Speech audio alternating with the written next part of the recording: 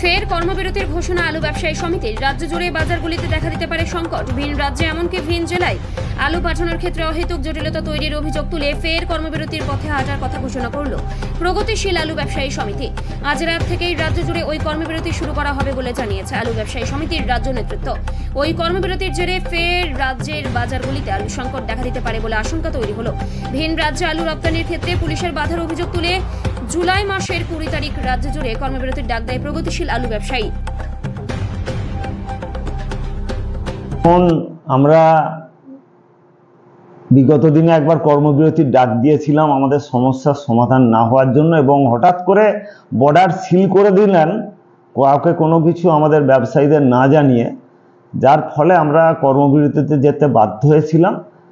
পরবর্তীকালে মাননীয় বিভাগীয় মন্ত্রী মহোদয়ের আবেদনে সাড়া দিয়ে আমরা তার আশ্বাসে ভরসা রেখে কর্মবিরতি প্রত্যাহার করেছিলাম। পরবর্তীকালে কোনো কিছু উপায়ান্তর না হওয়ার দেখে আমরা আবার আবেদন জানিয়েছিলাম এবং মাননীয় মন্ত্রী মহোদয় গণের সাথে সিঙ্গুরে আলোচনার মাধ্যমে আমরা কোয়ালিটি অনুযায়ী 23 টাকা এবং 25 টাকা দরে কোল্ড স্টোরেজের গেট থেকে আমরা আলু সরবরাহের প্রতিশ্রুতি লিখিতভাবে দিই মন্ত্রী মহোদয়গণের মাধ্যমে মাননীয় মুখ্যমন্ত্রীর কাছে, কিন্তু তারপরেও কোনো সদুত্তর আমরা পাইনি আজ পর্যন্ত।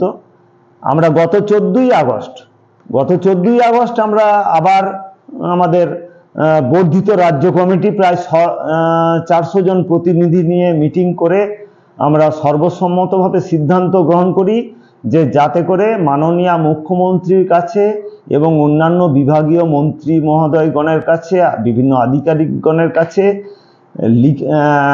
মেল করে আমাদের সমস্যার কথা জানিয়ে চিঠি দিয়েছি, এবং যাতে করে আমাদের সমস্যাটি শনিবারের মধ্যে মিটিয়ে নেওয়ার যায় তার জন্য সুব্যবস্থা করার আবেদন জানিয়েছি। কিন্তু দুঃখ এবং পরিতাপের বিষয়, অদ্যাবধি কোনো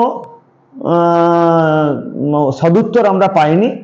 বরং আমাদের এক থানা থেকে অন্য থানায়, এক জেলা থেকে অন্য জেলায় যেতে গিয়েও যেভাবে আমাদের গাড়ির ওপরে, আলু গাড়ির ওপরে অত্যাচার এবং নির্যাতন হচ্ছে, তাতে করে যেন আমরা প্রত্যেকটি ব্যবসায়ী কালোবাজারি বা পাচারকারী হিসাবে পরিগণিত হচ্ছি।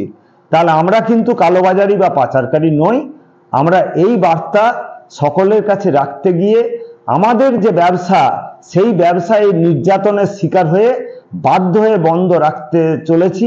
আজ শনিবার থেকে কোনো কোল্ড স্টোরেজের কোনো চেম্বার থেকে আলু বের হবে না, এবং আগামী সোমবার বা মঙ্গলবার থেকে বাজারের প্রভাব পড়তে বাধ্য। এইটুকুই। এটা লাগাতার কর্মবিরতি যতদিন না বর্ডার খুলে দেয়া হচ্ছে, কেননা বর্ডার না খুললে বাঁকুড়া, মিদনাপুর যে কেবাইশ আলু এবং ছোট দানার আলু এবং অন্যান্য আলু যেগুলো আমরা সরবরাহ করে থাকি, উত্তরবঙ্গের ম্যাক্সিমাম আলু, সেই আলুগুলো বাংলাতে খেয়ে শেষ করা যাবে না। তার ফলে আমরা চাই যে বর্ডারটা অবিলম্বে খুলে দেওয়া হোক। যতদিন না খোলার সিদ্ধান্ত হবে ততদিন আমরা লাগাতারভাবে আমাদের ব্যবসায়িক কর্মবিরতি পালন করব। বিভাস দে, উপদেষ্টা রাজ্য কমিটি, পশ্চিমবঙ্গ প্রগতিশীল আলু ব্যবসায়ী সমিতি।